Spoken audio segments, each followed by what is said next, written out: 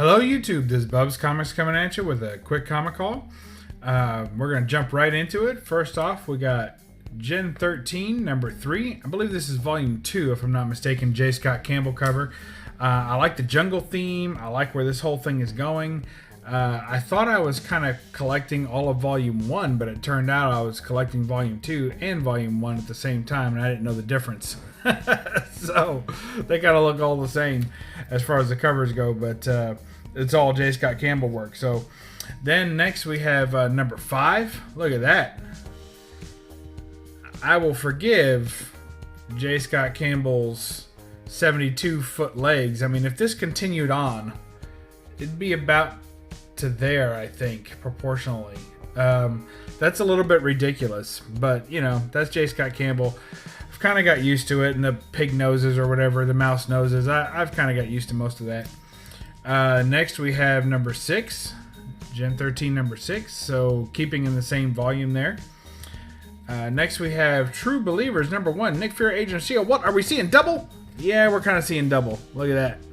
So the way I do these True Believers and these facsimiles, the True Believers are more for reading. I don't get crazy about them. I don't really consider, if I own the True Believers of a particular issue, I don't consider that really owning the issue. But those facsimile editions, I think that that's close enough. When I get the facsimile editions, it makes me want to slab the original because I know that I can read it with ads and everything else.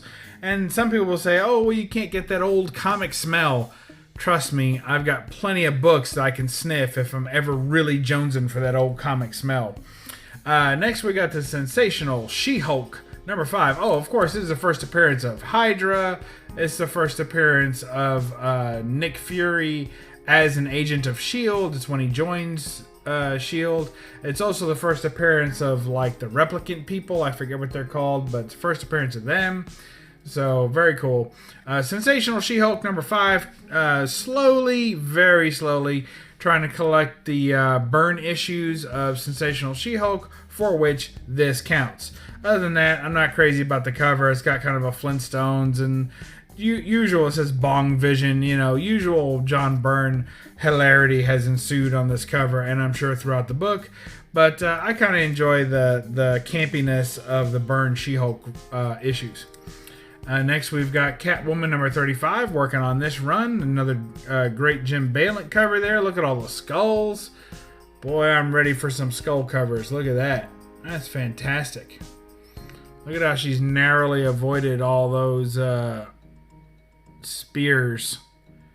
That is just amazing. Look at the stretch out of that leg.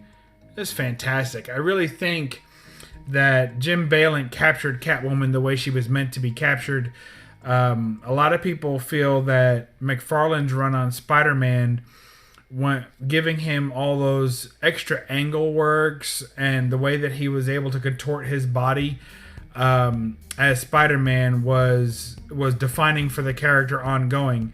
And I feel like Jim Balent's take on Catwoman being ultra athletic and very sleek and able to contort her body as well really helped to define the character later on as being that type of character, someone who moved more like a cat. So really enjoy that. It's a great run.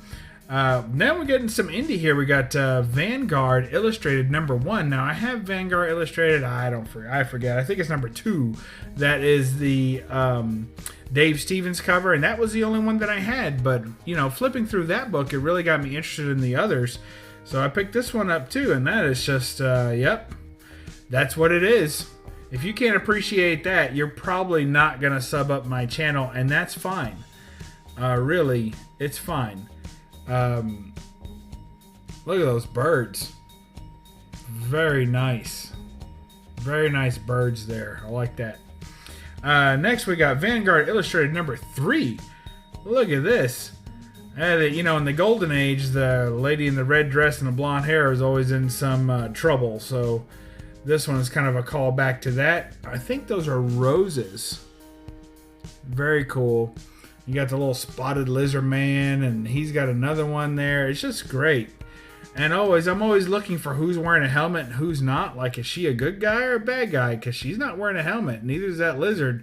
But those two people are, and they're kind of space people. So who knows what's going on in this issue of Vanguard Illustrated number 3. We're going to have to find out. Next, we got Star Trek Legacy of Spock 2 of 4. So this is Star Trek number 56 of the IDW run. I just got it because it was kind of a classic looking cover with Spock, Kirk, and Bones, and it's got the Enterprise in the background, so can't go wrong there. I like Star Trek, the original series, best. Doctor Strange Prelude, I've been picking up a lot of these photo covers that Marvel puts out for the movies. I don't have them all. I don't know how, interested I am in getting them all, but when I see them for $1 or less, I pick them up. And then last but not least, we got the official movie prequel, Terminator Salvation. This I consider very similar to this type of stuff. But I just thought that was a badass Terminator cover. And I actually liked that movie, Terminator Salvation. If you disliked it, you can put that in the comments below. And if you did like it, go ahead and do the same thing. That's fine with me. So anyway, that's my haul. And I will leave you with, you know what? I'm going to leave you with Catwoman. And up close to Catwoman because I absolutely love it. So that's Bub's Comics signing off, saying don't forget to read a comic, and definitely whatever you do, don't apologize for the glare. Catch you next time. Bye bye.